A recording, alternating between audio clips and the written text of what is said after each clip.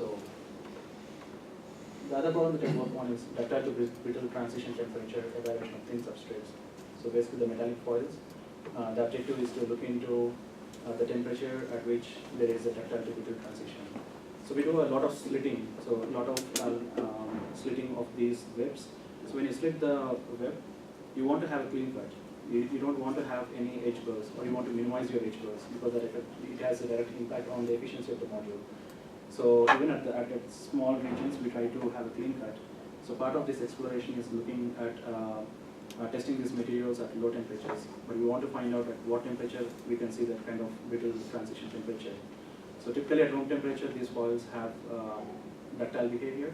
So I have tested at -60, -40 centigrade, but even at such small temperatures, at 80 temperatures, the ductility is not, we still have a ductile behavior. So that kind of evaluation we do using fracture surface analysis. So we look into the SEM images to see what kind of fracture surface it has. And we see a lot of necking on these along the fracture surface. And then I do adhesion testing. Primarily I use double cantilever test.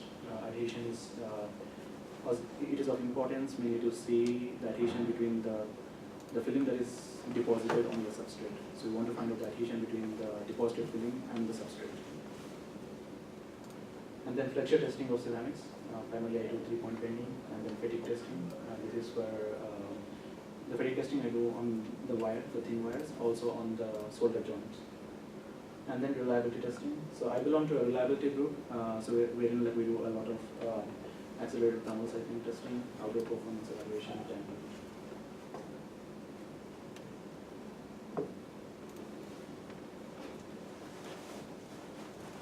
so as a graduate research assistant, I was assisting my advisor in identifying and writing grant proposals. So here I have listed some of the grant proposals that have been funded.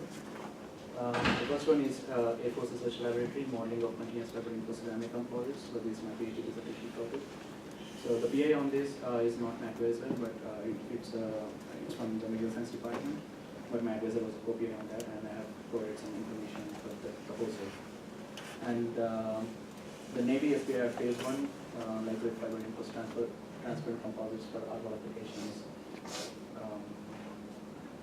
And then we have a center at, in the Mechanical Engineering Department at Missouri S&T, and it's called Center for Aerospace Manufacturing Technologies. So this center is basically an industrial consortium where we do work with various industrial partners. And even here I have written some proposals, but these proposals are not as extensive as NSF or DOE. Right? These are short proposals that I've written. There are several other proposals that I have worked on which are not funded. But most of the agencies that we send to are NSF, DOE, DOD, and ONR. So based on my past research and the current work that I'm doing, so I have listed some future research areas. Continuous fiber reinforced ceramic composites for high temperature applications, fiber reinforced polymer composites, and computational modeling and simulation. So where my interest is in multi-scale modeling, multi-physics modeling, fracture mechanics, material nonlinearity, and explicit high velocity impact simulations. And also I'm interested, so most of this would count as basic research, and part of it might go into applied research. But in terms of applied, more of applied research, I'm also interested in solar energy to continue the work that I'm currently doing at Mia Solar. So Mia Solar is very much interested in partnering with academic institutions as well. So I would like to leverage that to work with them as well. So I'll discuss a few of these briefly. So continuous fiber reinforced ceramic composites for high temperature applications. This area has a lot of interest, and for applications greater than 1000 degrees centigrade. And the methods that I'm interested in exploring are polymer infiltration and pyrolysis. So which is basically a low temperature cure, which enables low temperature curing of the material.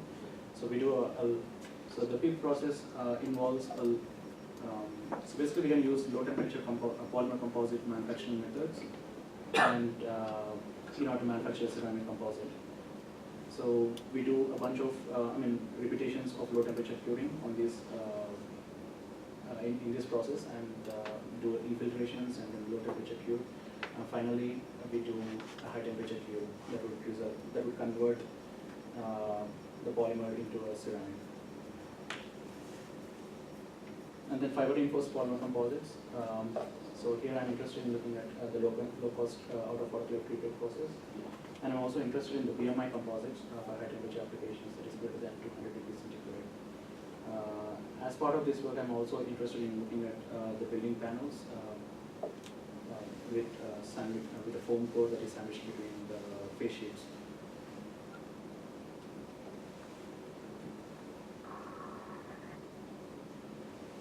And then multi-scale modeling. So based on my past work, and so there's a lot of interest in multi-scale modeling because with the increase in the computational power, I mean, this area has become feasible to do, and so I would like to continue my past research in this area to do a multi-scale modeling.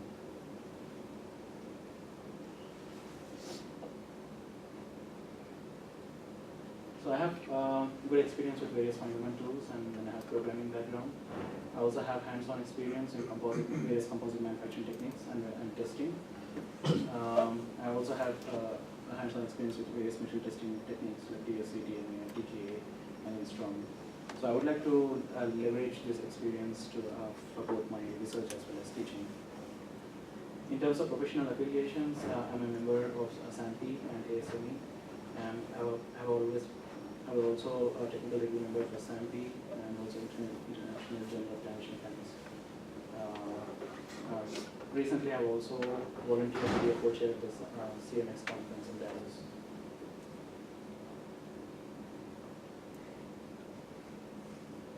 So here I have identified possible collaborations with faculty members at Florida State University, so Dr. Ronald Radford, Dr. Sampath, and Dr. Holland. I'm sure, like down the line, after a couple of years, I'm sure that my research would broaden into or penetrate into other areas as well, and I would like to collaborate with other faculty members as well. And here I've identified some of the funding agencies. So NSF, both Basic Research and SBIRs, Department of Energy, ONR, and also the industry partners. I could count on MIA-SOLE, as MIA-SOLE is always interested in partnering with academic institutions. I think that would be a potential collaborator as well. Also, while I was working at predictive engineering, so I've made a lot of industry contacts with some composite manufacturing companies like Toray Composites and then Zodiac Aerospace. So I hope that down the line I'll be able to collaborate with them as well.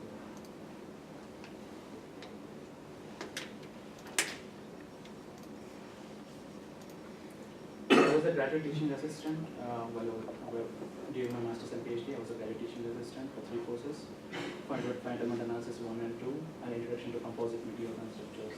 This course is both in class and online.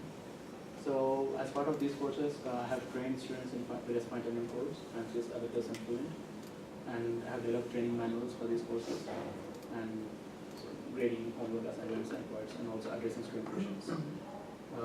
And then introduction to composite materials and structures.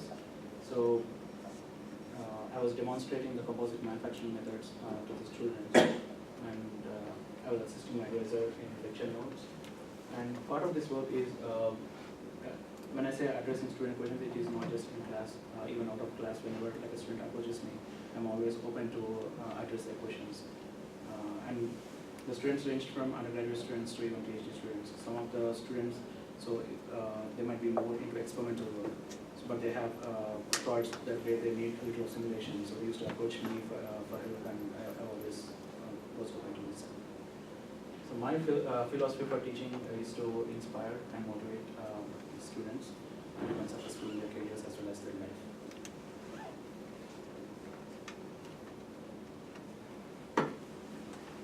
So based on the course curriculum at Florida State University, I have listed some of the courses that I'll be interested to teach: fundamental analysis in mechanical engineering, advanced composite materials issues in mechanical design, introduction to engineering materials, mechanical engineering experimental analysis, engineering design 3, machine design, and mechanical engineering. I'm interested in teaching both on campus as well as online courses, and as part of my teaching, I would like to include guest lectures in my course curriculum. So So here I've listed some of the courses that I would like to develop. The first one is computational intelligence. I'll talk more about it in the next slide. And then advanced finite element analysis, fraction mechanics, and fatigue analysis, and finite element analysis lab. So finite element analysis lab is going to be, the idea of this lab is going to demonstrate some real-time examples, real-time finite element problems that are more applicable to the industry. So this is going to be useful to, in general it will be useful to any undergraduate or graduate student, but it will be very useful for somebody who wants to pursue a career as a simulation engineer. And these days, almost, even if it is an experimental work, a lot of industries do ask for simulation experience. And when I was at Predictive, I see that a lot of clients being sent to these consulting agencies or like even Abacus or ANSYS. So they send a lot of these people to train them there. And now having, when the graduate student goes out, if he is already trained with some such kind of a background, that will help him in a great way. And the goal is not giving some complex problems, but it is more in terms of what kind of modeling assumptions we can make, which of the assumptions are good, which of the assumptions are not good. And it's not about using the computational power, it is more about understanding what kind of generalizations you can make in a model. And,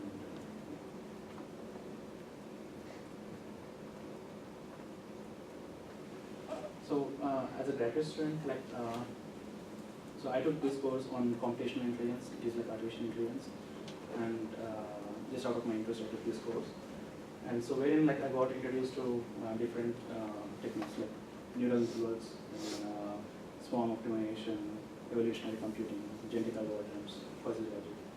So I thought, so this field is relatively new to mechanical, but I thought, so it gives scope for good optimization problems. So you want to solve an optimization problem, like these techniques can be well used. And here is an example of one of the works that I've done in this course. So basically we have a microstructure image, and the goal is to identify the boundaries between the interfaces. So you have dark there are two different interfaces here. There are darker regions as well as brighter regions. So we want to find the boundary along that separates these two phases. And for that I've used a technique called ant colony optimization. So basically the idea is that, so when the ants are in search of a food, if they find an obstacle on their way, some of the ants they can go on the top and some can go on the down. But eventually they start to follow a same pattern. So whenever an ant is going along a certain path, it can, so it releases a chemical substance called a pheromone. So over time, this pheromone substance, it becomes more and more densified in certain locations, and in certain locations it is not seen. So the ants, which are following, they look for this pheromone substance and they follow that path. So these kind of techniques, these kind of natural things are used for optimization problems. So here there are darker regions as well as brighter regions, but along the boundary there is a certain gradient. So there is a gradient when you look at the pixel image. So there is a certain gradient between the darker part to the brighter part. So that is used to find out the grain boundaries here. And also a finite element mesh is generated on this microstructure. So this is not a full research, just I have done as a part of the post project.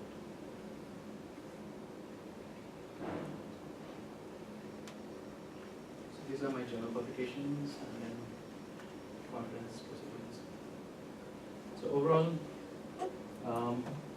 I've been a graduate teaching assistant and have some teaching experience as a PhD student, and during my graduate research assistant, I've been working, I didn't work just on one, I didn't focus on just one project, I've been working on diverse projects, and I have extensive experience with computational modeling and simulation. I have hands-on experience with material testing and composite manufacturing.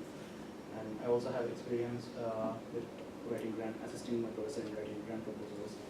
And I'm always interested in doing collaborative work with faculty members and industry partners. I would like to thank my advisor, Dr. K. Chandrasekhar, for supporting me during my graduation. I would like to thank the Department of Mechanical Engineering at Florida State University for this opportunity.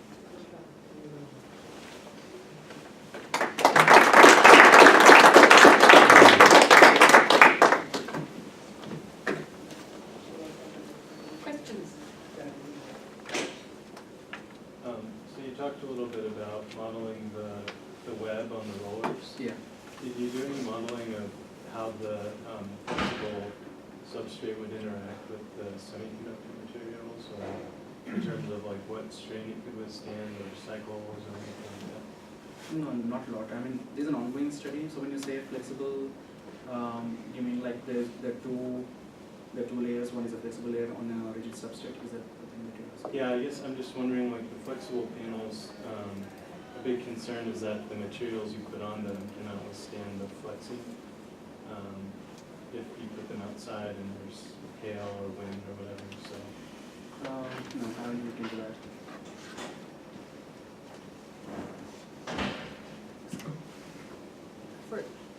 Just wondered, you mentioned a number of courses that, from the catalog that looked like things that you'd be interested in lecturing in. And I wondered if you could give me an idea of what content in an introductory materials course you believe is the details of which are critical to pass along to mechanical engineering students? For a materials course? For an introduction to materials, the ME 331 that you specified. Okay, I think, so introduction on the different kind of materials. I just wondered what you thought were was the critical knowledge objectives for a course like that. Okay, basically like exploring the course can have information on different kind of materials like metals, polymers, ceramics, and then talking about some strength of materials related, like you can talk about fatigue, fracture, such kind of mechanisms in the materials, so those kind of things. I mean, mainly in terms of like I would like to think of as like exposing to different materials and what kind of applications they are used in, and also an experimental lab. I mean, like a couple of lab sessions on this, testing different materials. So that is the useful thing in that course. I had a question about your Boeing project when you were talking about the skin core adhesion. Yeah. I didn't understand the reticulation point that you were trying to make. Okay. I can draw if you want. Sure, that would be great. So,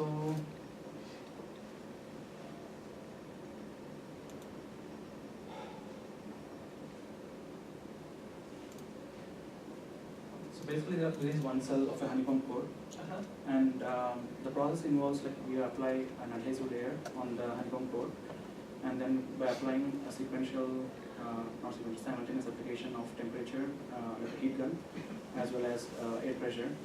So the adhesive that is put on this, like it will tend to become softer, and then it will blow, and then so once it blows, it will stick to the inner walls of the honeycomb core. So it doesn't go through the thickness, but it is mainly the surface. So it forms a thick layer along the width. It forms a thick layer on that. So that is increasing the surface area. So that way it is increasing the fiber stability strength. And we found that it was increasing 15% for an aluminum core. A rigid glass PV panel, Yes. and all the modeling that you have done, is that good enough, or is there really room for improvement? There's definitely room for improvement. I mean, the thermomechanical modeling that I talked about, it is it's not so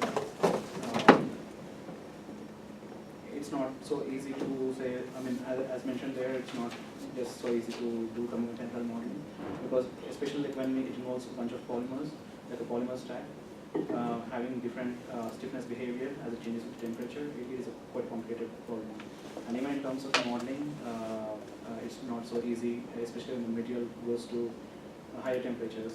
Suddenly, the sudden change in the stiffness of the material, it can affect the convergence behavior of the modeling itself.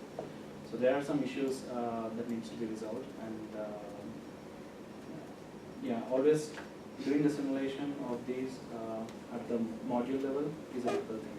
We can do micromechanical modeling with these interconnect structures and the polymers. We can do like for localized region, we can do it. But when you extend that to a large scale, it becomes complicated. So there is a lot of room for improvement there. So is the IEC test good enough or not good enough? The IEC, the standard test that is prescribed for all of these modules. You mean the thermocycle? Yes, yes. Are these good enough or are they not more detailed? So basically, the thermal cycle test, it gives more of a qualitative kind of information. I mean, it gives good information on how much the power has deviated and the kind of quantification it does give. But what really is happening inside such kind of information is not. I mean, especially if you are trying to analyze the interconnect structure. Whatever the thermal fatigue that the interconnect structure is going through, it cannot be addressed. So even though we do the thermal cycle and we do the IR imaging to see the interconnects, so that gives qualitative information of whether the interconnect has failed or not. That's the maximum information we can get. So based on this, we can do some empirical models that are possible to develop, but empirical modeling, it changes from different structure to structure. If we're changing the module structure from different, say we are making any changes to the module in terms of its construction. So from change to change, we have to build another empirical model, so that involves a lot of testing. So also like what kind of stresses are there in the wire, why it is failing, or if you want to address like what kind of changes we need to make in order to reduce that effect or in order to increase that life. So the thermal cycling is not enough.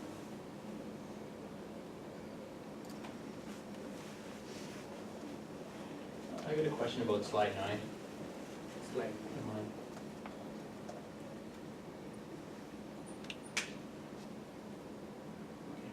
What is that second term on the left-hand side?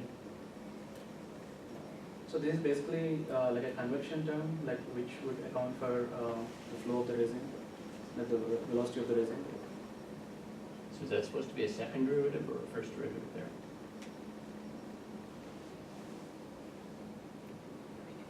I think it's second derivative. Is that derived from the previous equation? Yeah.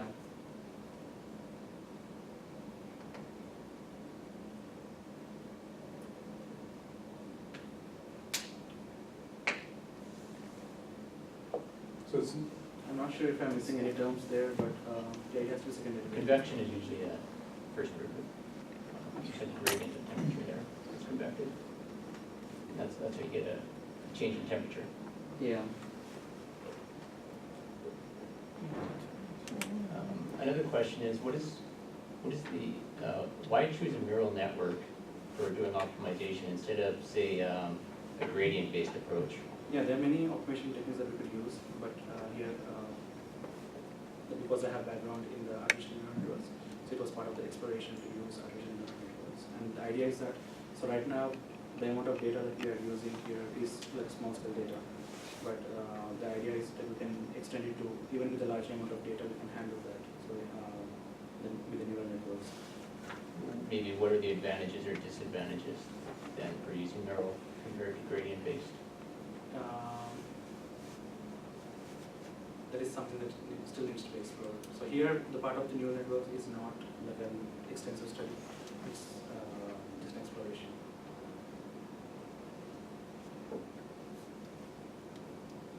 Yeah, I just, you did a lot of cure kinetics modeling. Yes. I wondered if you'd compared the results to known commercial cure kinetics modeling software.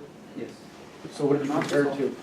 Not the software, but there has been done, there's a lot of work done on the cure kinetics by Wichita, By who? Naya Wichita, Naya Wichita. Oh. They don't do any modeling, they just do experimental, right? Yes. Have you compared it to any of the commercial models that are available? Compro? How about that? Yeah. Raven? So Compro is the one that they have used in the Naya Wichita. Yeah. Sorry. I put it in there. Yeah. So compared with their data. And you compared it with their data for 8552 that Tip and Yeah. Hugh Bear did? Yeah, so for this material, they have both the Q kinetics as well as the viscosity data as well. Okay. How did it compare? In terms of the parameters that I've extracted from the Q kinetics, so that I've compared the heat of reaction or the other parameters that I've used. Thanks. Also in terms of like the message that I'm basically extracting, like in terms of like what the effective heating rate was, or what is the effect of different isothermal temperatures was. So that kind of information was also qualitatively compared with their data.